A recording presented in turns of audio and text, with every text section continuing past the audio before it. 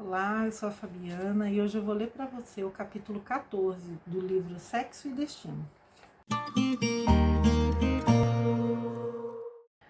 Adiantamo-nos, Félix e eu, ao encontro da jovem. Marita estugava o passo, amarfanhada, aturdida. Da Lapa, onde se localizava a habitação coletiva que vínhamos de deixar, até a Cinelândia, correra quase. Sentia-se tangida por todos os ventos da adversidade, expulsa da terra. Traída nos mais íntimos sentimentos de mulher, a injúria experimentada transcendia para ela toda a noção de sofrimento. Teria agradecido ao homem que conhecera por pai o punhal ou o veneno, mas não dispunha de forças para perdoar-lhe aquela afronta. A revolta sacudia-lhe os membros. Tremia, desesperada. Na cabeça, uma ideia só ganhando extensão: o suicídio. Ansiava tirar-se sob os carros que deslizavam à frente. Morrer, desaparecer. Meditava chorando. Entretanto, era preciso viver um tanto mais. Restava um enigma: Gilberto. Por que se esquivara a substituir-se? Cruel? Que trama teria havido entre eles? Lera-lhe a missiva, conhecera-lhe a letra, escrevera afirmando vir. Por que desistira? Como soubera Cláudio do encontro? Através de Crecina? As interrogações sem resposta convulsionavam-na toda. Desvairava, rangia os dentes, querendo gemer. A morte, pedia mentalmente, tentando apertar os lábios que se abriam sem voz. Ainda assim, iria consultar Gilberto. Sugeriam as últimas réstias do sonho desmantelado. Sim, aprovava no turbilhão dos pensamentos em descontrole. Era necessário ouvir Gilberto, uma vez só que fosse imperioso conhecer a verdade, morrer com a verdade. Quem saberia? Talvez que o rapaz lhe estendesse um fio de luz por onde se desvencilhasse da sombra. Se ele dissesse: vive, vive para mim, conseguiria esquecer o insulto daquela noite, continuando a viver. Ao contrário, tudo extinto. Caminhando apressada e indiferente, a aragem que lhe acarinhava os cabelos repelia-nos em espírito as maiores demonstrações de ternura e consolo. Nenhuma ideia que se lhe não afinasse com a repulsão. Decididamente, se Gilberto participara da armadilha a que se arrojara inocente, estava tudo acabado. Tão somente lhe restaria o desprezo final. Alcançou o largo do passeio e parou um momento. Fitou, angustiada, aquelas árvores frondejantes que tanto amava. Galharias balouçadas ao vento pareciam chamá-la para abraços de adeus. Marita soluçou, teve medo, mas seguiu adiante. Varou a massa risonha que deixava os cinemas, recordou Gilberto e a menina feliz que ela fora, vendo namorados, saboreando pipocas. Contudo, seguiu sempre, vencendo encontrões. Atingindo a Praça Marechal Floriano, abancou-se, vasculhando o cérebro atormentado. Sentia-se, enfim, absolutamente sozinha, completamente desamparada. Comprimindo a cabeça entre as mãos, queria ideias. Alguma ideia que lhe ofertasse saída do antro pungente da angústia. Debalde, irmão Félix, ao enlaçá-la, lhe soprava conceitos de paciência e condura. Inutilmente se referia à bondade e ao perdão.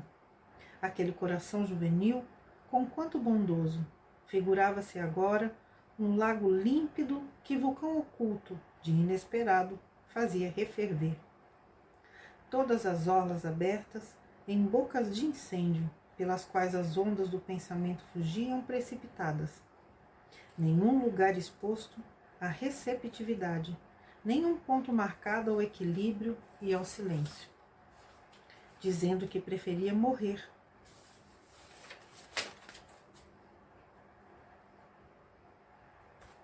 No crânio tumultuado, uma ideia surgiu, ensejando-lhe tênue fio de esperança: telefonar. Poderia telefonar para a residência dos Torres.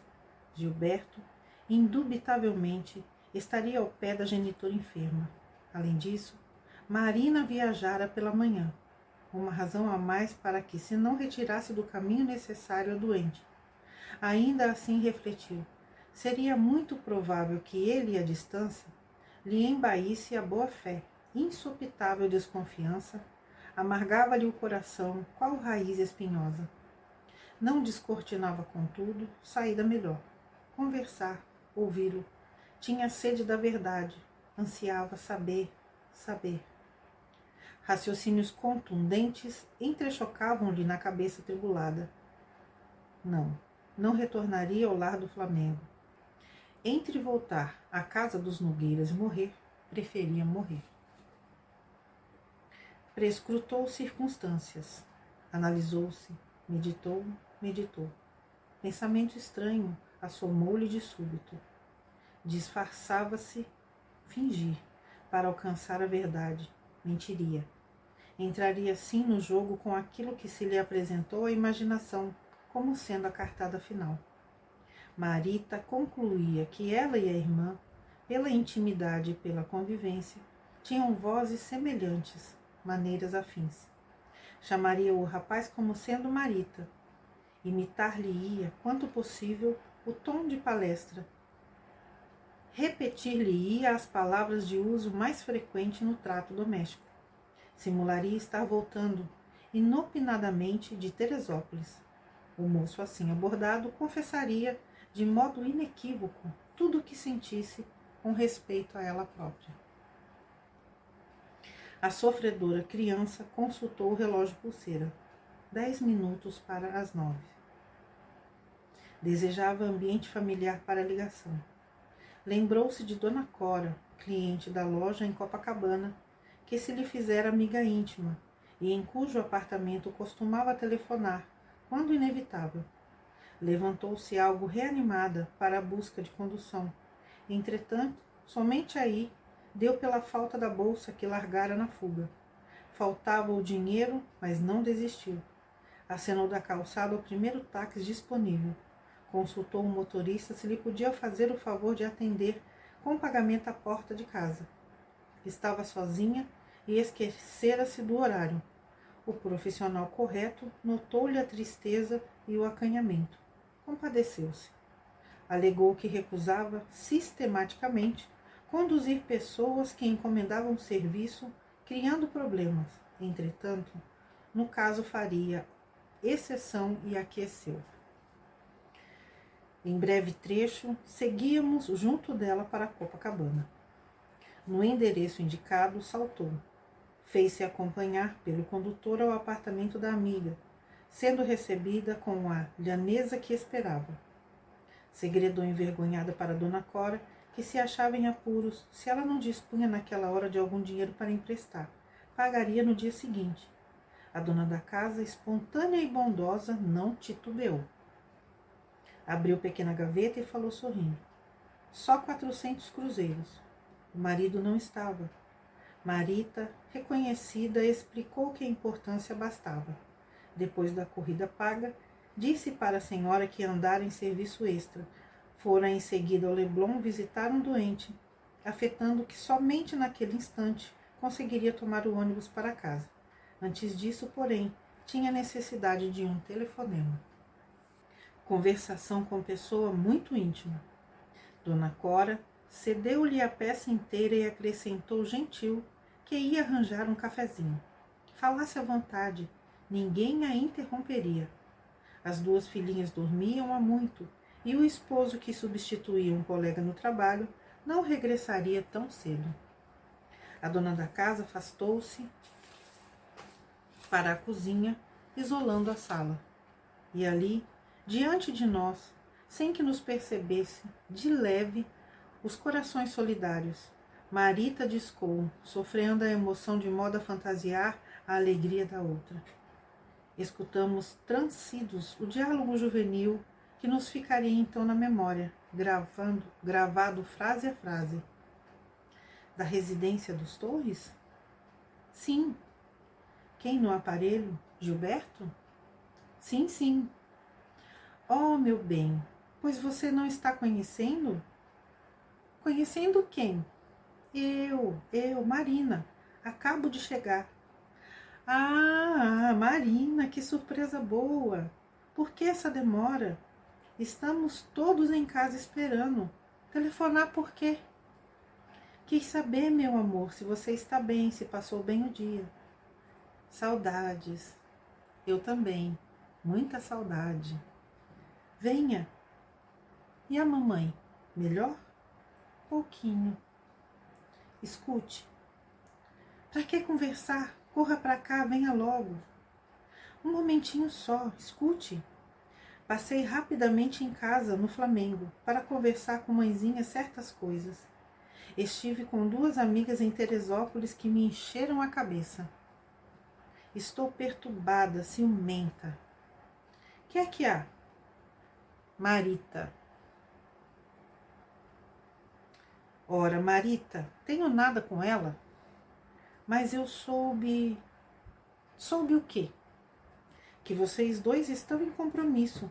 Sei que vocês andavam juntos, mas tanto assim não sabia. Bobagem. É muita conversa que não pude desmentir. Perda de tempo. É muita gente biruta. Morou? Estive com papai ainda agora.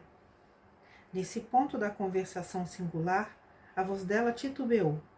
Ouvira o bastante para reconhecer-se desdenhada, batida. Entretanto, aspirava a lia do cálice.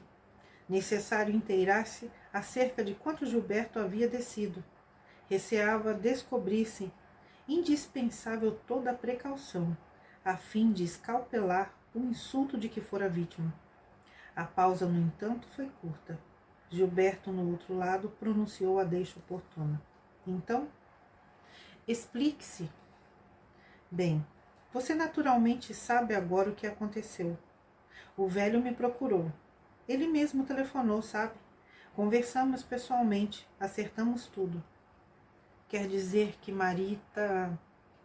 Imagine, escreveu-me pedindo encontro. O velho soube de tudo antes e me pediu para dizer que iria, mas que eu não fosse, entende? No fim de contas, como é que você se arranjou? Escrevi-lhe um bilhete, prometendo vê-la, mas combinei com o velho para que ele mesmo fosse buscá-la. Ele mesmo é quem propôs a solução. Você sabe, não podia deixar de atendê-lo. Primeira vez. Estou perplexa, nervosa, não compreendo. Ele me pediu escrever aceitando para que Marita não ficasse chocada.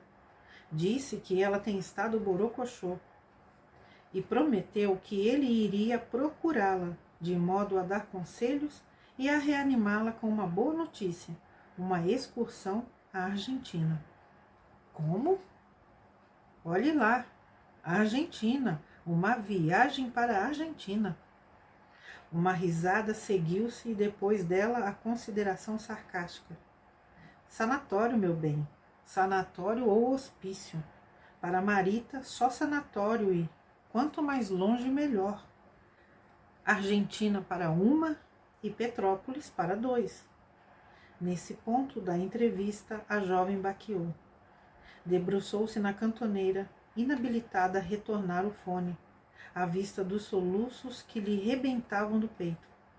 Escutávamos nitidamente a voz do rapaz à distância gritando: Marina! Marina! Diga o que há! Diga! Diga! A pequenina, mão encharcada de lágrimas, no entanto, repôs o fone no gancho, com a tristeza de quem cerrava, em definitivo, as portas do coração. A moça dedicou alguns minutos ao refazimento, reconstituiu quanto possível a tranquilidade fisionômica e tornou à sala. Embaraçada, referiu-se ao dinheiro emprestado que Dona Cora lhe perdoasse o incômodo. Se não pudesse voltar em pessoa no dia seguinte, a companheira de sessão na loja, Nelly, que lhes era também íntima, faria o pagamento, considerando-se a hipótese de que ela, Marita, não se acharem serviço, bastaria procurar. Dona Cora riu-se cordial. Não pensasse naquilo. Prestimosa, estendeu-lhe o café que ela aceitou constrangida. Conversa vai, conversa vem. A amiga estranhou-lhe o abatimento, a palidez, os olhos que não cessavam de chorar.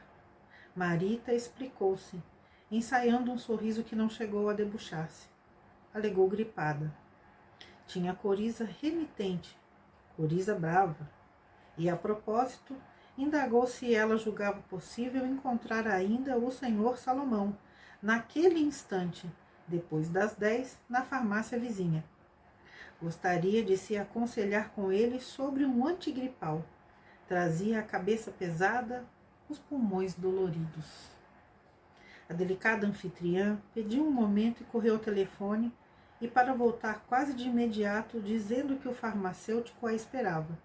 Estava a sair do plantão, que ela não se delongasse. Marita agradeceu, despediu-se e seguimos-la passo a passo. O senhor Salomão, velhinho calmo e complacente, em cujo olhar se adivinhava a brandura dos que se fazem servidores espontâneos da humanidade nos encargos que exerce, acolheu-a solícito. Ocultando os intentos recônditos, a recém-chegada falou-lhe do resfriado. Afirmou sentir dores, vertigens. O boticário, de modos antigos, habituado ao ofício a apresentar-se de médico para os amigos, nos casos sem maior importância, pediu-lhe mostrasse a língua. Examinou-a com a prática de muitos anos, ao pé de enfermos, sem achar motivo de preocupação. Aplicou o termômetro. Nenhuma febre. Sorriu paternal e aconselhou-a a ir para casa descansar. Não deveria aceitar serviço extra.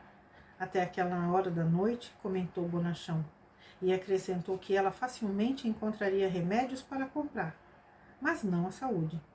Indicou-lhe aspirina para a nevralgia que supunha em ação e repouso. A jovem recolheu os medicamentos, fez o gesto de quem se inclinava a retirar-se satisfeita e voltou à carga, aparentando recordar uma providência esquecida. Salomão, disse com decidida curiosidade a transparecer-lhe da voz. Não sei se você está lembrado de Jóia, a minha velha cadelinha, que os meninos algumas vezes abraçaram na praia. Como não? Aquela inteligência de animal brincando de esconder. Até hoje, os netos imitam o andar de gatinhas que ela inventou. Pois é, prosseguiu Marita, afetando pena. Nossa pequena Jóia está no fim. Que foi? O veterinário explicou, mas não guardei o nome da moléstia. Doença incurável. Grita sem pausa, um martírio. Continuando, falou para Salomão que o bichinho se tornara problema no apartamento. O síndico reclamara várias vezes. Os vizinhos andavam contrafeitos. Os pais aguardavam que o veterinário amigo voltasse de São Paulo, a fim de que se aplicasse a eutanásia. Entretanto, haviam autorizado tanto a ela quanto à irmã o emprego de algum remédio que pudesse trazer o descanso final. Jóia estava abatida, gasta. Lamentava perdê-la. Fora-lhe companheira no Flamengo desde quando se ausentara da escola. Simples menina. Ainda assim, aditava, era preciso enfrentar os fatos e poupar ao animalzinho maiores sofrimentos. Não teria o amigo algumas pílulas adequadas? Ouvira referências a comprimidos que, administrados em dose alta, propiciavam a morte, absolutamente sem dor. No entanto, não lhes conhecia o nome. O farmacêutico, sem qualquer prevenção, confirmou. Sim, talvez tivesse no estoque algum desses anestésicos de elevada potência, e salientou que se a cadelinha fora condenada pelo veterinário, não deveria ser conservada. Convencido pelas informações reiteradas da moça, dirigiu-se a pequeno depósito, procurando. Nisso, Félix e eu abordamo-lo mentalmente. O paternal benfeitor rogou-lhe examinasse a situação. Fitasse aquela menina, assim fatigada e só, além das 10 horas da noite, longe de casa. Despenteada, olheiras fundas, sem bolsa, sem agasalho. Ele também, Salomão, era pai e avô sensível. Não desse orientação em torno de venenos. Tivesse cuidado. Sossegasse aquela criança abatida com algum soporífero, fazendo-a admitir que levava o agente letal.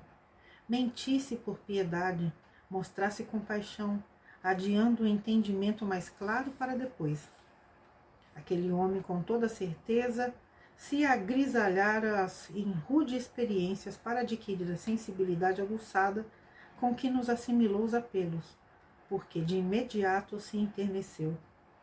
Voltou-se discretamente para o balcão e mirou a freguesa pela porta semicerrada, espantando-se ao vê-la num instante como aquele em que não se supunha observada.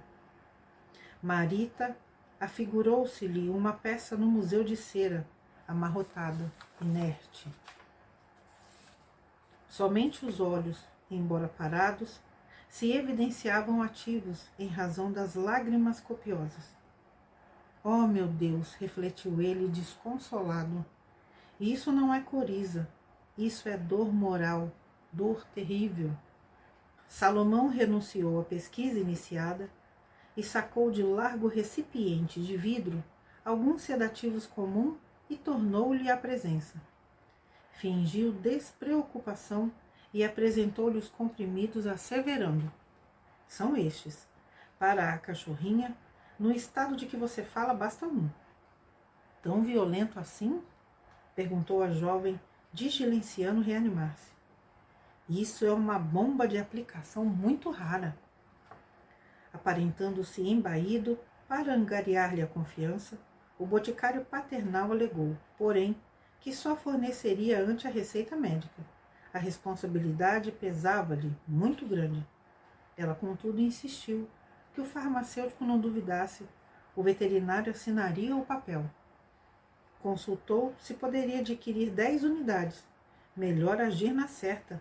Não aguentava mais os gemidos ao pé do leito. Salomão refletiu, voltou ao depósito e escolheu 10 comprimidos calmantes, de potencialidade suave. Se ingeridos por ela, funcionariam beneficamente, prodigalizando-lhe sono reparador. Marita agradeceu e despediu-se. Salomão recomendou-lhe repouso e juízo. Seguimo-la de perto. Vagarosa, atravessou 2 quarteirões pela frente, ganhou a Avenida Atlântica e acolheu-se num bar. Solicitou um copo de água simples, sem gás, em recipiente de plástico. Delicadamente atendida, transpôs o asfalto, pulou do calçamento de pedra, do lençol argenteado de areia e acomodou-se no lugar que lhe pareceu bem escuro. Aspirava morrer ao pé do mar, daquele mar sereno e bom que nunca a enjeitara, refletia com lágrimas. Queria partir, contemplando aquele mar que a beijava sem malícia. Antes do gesto que considerava supremo, recordou a mãezinha que não conhecera e supôs-se mais infeliz. A genitora, não obstante desprezada pelo homem a quem se entregara, conseguira um teto para o momento do grande adeus. Ela não. Fora maltratada, espezinhada, escorraçada. Devia partir do mundo com um nome emprestado que detestava agora. Classificava-se por lixo da terra, supunha desafogar a todos, renunciando à existência. Rememorou as manhãs felizes em que desfrutara, ali mesmo, tantas vezes, o ar puro que vinha das águas e o agasalho do sol. Parecia rever a massa domingueira, fraternalmente confundida na carícia da espuma. Atenta, imaginava-se ouvindo de novo a algazarra das crianças, lançando a bola ou manejando a peteca. Sim, não possuía um lar para morrer, mas dispunha da praia, hospitaleira e amiga, que reunia desconhecidos aos milhares, sem nunca fazer-lhes perguntas indiscretas, a todos abraçando por verdadeiros irmãos. Lamentou-se e chorou longo tempo, enquanto Félix e eu esperávamos que dormisse para enfrentarmos os problemas eventuais. Marita despejou os 10 comprimidos na boca e engoliu-os de um sorvo com água pura. Em seguida, arrimou-se no encosto do passeio de pedra, qual se dispusesse a meditar. Dos olhos penderam as lágrimas que ela acreditou fossem as últimas e deixou que a brisa lhe afagasse os cabelos. Brando torpor anestesiou-a. Consultamos o horário 55 minutos depois da meia-noite. Félix orou por instantes. Não pude compreender de imediato se por obrigações de vigilância ou se correspondendo aos apelos do instrutor, 2 rondantes desencarnados apareceram ofertando serviço. Félix aceitou, reconhecido, e enquanto recém-chegados passavam a velar, ele e eu empreendemos a tarefa restaurativa. Providências para que a jovem não se afastasse em espírito do corpo desgovernado, passes reconfortantes nos centros de força, estímulos variados em diversas seções do campo cerebral, insuflações dos vasos sanguíneos, operações minuciosas e demoradas. A acupuntura magnética do plano espiritual em que o orientador patenteava notável maestria. Quase 4 horas foram despendidas, ao fim das quais Marita repousava tranquilamente. Reconfortado, via nos olhos do benfeitor a esperança luzindo. Nisso, porém, um gari, acelvejado, largou a rua e caminhou em nossa direção, regando a areia. Dando com os olhos na menina adormecida, sentiu-se mordiscado de curiosidade. Não valeram recursos manobrados pelos vigias. O fanfarrão, relativamente moço, avançou para ela e sacudiu-a, rouquejando: "Acorda, vagabunda! Acorda, vagabunda!" Feriram-se minhas fibras do sentimento, não só pela criança injustamente maltratada, mas também pela imensa dor que se estampou no semblante de Félix, que, pela expressão agoniada, tudo daria para materializar as mãos e impedir aquele assalto. "Acorda, vagabunda! Acorda!" As palmadas estalavam no rosto, cujas lágrimas o vento enxugara piedosamente. Frustrados, vimos-la abrir os olhos estarrecida. Que homenzarrão aquele que, ao vê-la estremecer, não se pejava de comprimir-lhe o busto com as mãos libidinosas? Não obstante atordoada, perguntava a si mesma se teria morrido, se estaria no inferno, renteando com o demônio. Intentou gritar, mas a garganta esmorecera. Mesmo assim, ergueu-se aterrada e aligeirou o passo cambaleante. Superando embaraços, ganhou a calçada em que um banco orvalhado convidava ao repouso, porém não dispunha de serenidade para assimilar-lhe as sugestões. Pisou atarantada no asfalto, indiferente aos princípios do trânsito. Oscilou aqui e ali, estremunhada. Automóveis deslizavam velozes, lambretas estrondeavam em correria. Pedestres iam e vinham, diligenciando alcançar o trabalho à distância ou regressando ao aconchego doméstico, depois das atividades noturnas. Agitavam-se funcionários da limpeza e veículos ocupados em serviços da madrugada. Preparava a cidade o dia novo. Seguíamos a pobre menina, espíritos contundidos por amargos presságios. Parecia-me Félix um educador venerando, repentinamente descido a saracoteios na vida pública, no propósito de salvar uma criança querida. Entre simpatia e respeito, eu acompanhava penalizado o grande instrutor que se apequenava e se afligia por ajudar. Rapazes semi-embriagados na esquina próxima, ao fitarem Marita vacilante, gargalharam incentivando. Tipa de pileque! Tipa de pileque! Motoristas de passagem gritavam-lhe injúrias, e sem que aparecesse algum braço humano que a sustentasse, no atordoamento em que lhe impunha reiterados tropeções, foi colhido e projetado a pequena distância por automóvel em velocidade excessiva, qual trapo de carne que se arremessasse violentamente no chão. O carro chispou, transeuntes acorreram. Moças que regressavam de excursões alegres gritavam alarmadas. Uma delas prorrompeu em choro histérico, sendo contida à força. No trânsito interrompido, em que debalde se buscava positivar responsabilidades, todos os veículos despejavam curiosos que se reuniam em torno da jovem inerte. O corpo planara, a cabeça batera contra a pedra e, em seguida, a curta reviravolta caíra de bruços. Pessoalmente, achávamos-nos atônitos. Não contávamos com experiência bastante para ocasiões qual aquela em que o desastre consumado exigia improvisações. Todavia, entre os clamores de quantos apelavam para o socorro policial, irmão Félix sentara-se no asfalto. Aplicando vigorosos estímulos magnéticos sobre a cabeça da menina acidentada, fê-la cobrar energias para ganhar mecanicamente o decúbito dorsal, a fim de que respirasse indene de maiores dificuldades, através de movimentos que, para muitos dos circunstantes, significavam esgares da morte. Marita aquietara-se de todo. Teve a nítida impressão de que a base do crânio se fraturara, mas não me era lícita qualquer inquirição. A carga emocional pesava em demasia, para que me fossem possíveis quaisquer considerações de ordem técnica.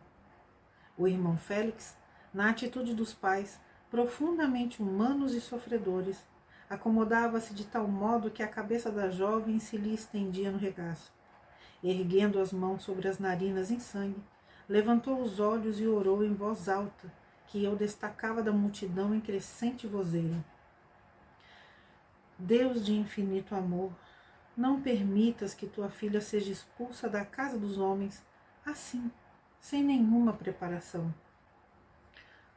Dá-nos, Pai, o benefício do sofrimento, que nos consinta a meditar. Ó Deus de amor, mais uns dias para ela no corpo dolorido, algumas horas só que sejam. Calou-se o instrutor, como qualquer criatura terrestre, machucada de angústia. Logo após, acenou para mim e recomendou-me demandar o apartamento do Flamengo para observar o que seria razoável obter no tocante a medidas de auxílio. Que eu procurasse Cláudio ou Márcia, que lhes suplicasse apoio, compaixão. Ele, Félix, inspiraria alguém a telefonar. Os Nogueiras estariam entre ele e mim, a fim de que se inteirassem do acidente e fossem mentalmente movidos à piedade. Permaneceria ali, velando, fazendo quanto pudesse para que a desencarnação imediata não se verificasse. Quando eu voltasse do Flamengo, reunir-nos-íamos de novo. Ao vê-lo assim humilhado na abnegação de que dava testemunho, arranquei-me à pressa, não só para atender à incumbência, mas também para desabafar-me. Às vezes, é preciso que as lágrimas nos sirvam de confidentes, quando não haja alguém que nos ouça.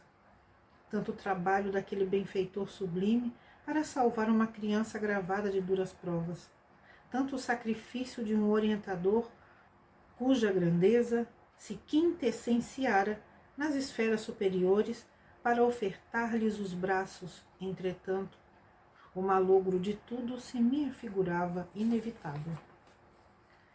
Antes que me arremessasse da Avenida Atlântica para o Túnel Novo, ouvi muitas vozes que se elevavam exclamando: "Morta! Morta!" Incapaz de sopitar as lágrimas, voltei-me para contemplar no rosto do irmão Félix o efeito de semelhante notícia, concluindo comigo mesmo: tudo inútil, tudo inútil. Mas vigoroso impacto de esperança me banhou o coração.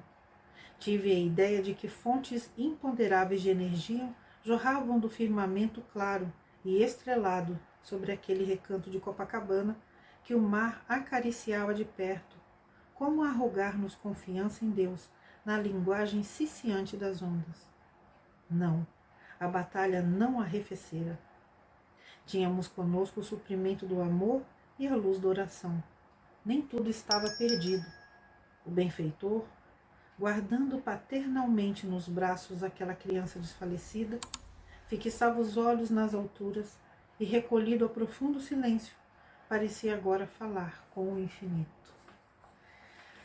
Eita! Aqui é o fim do capítulo 14. Até o próximo vídeo. Tchau, tchau.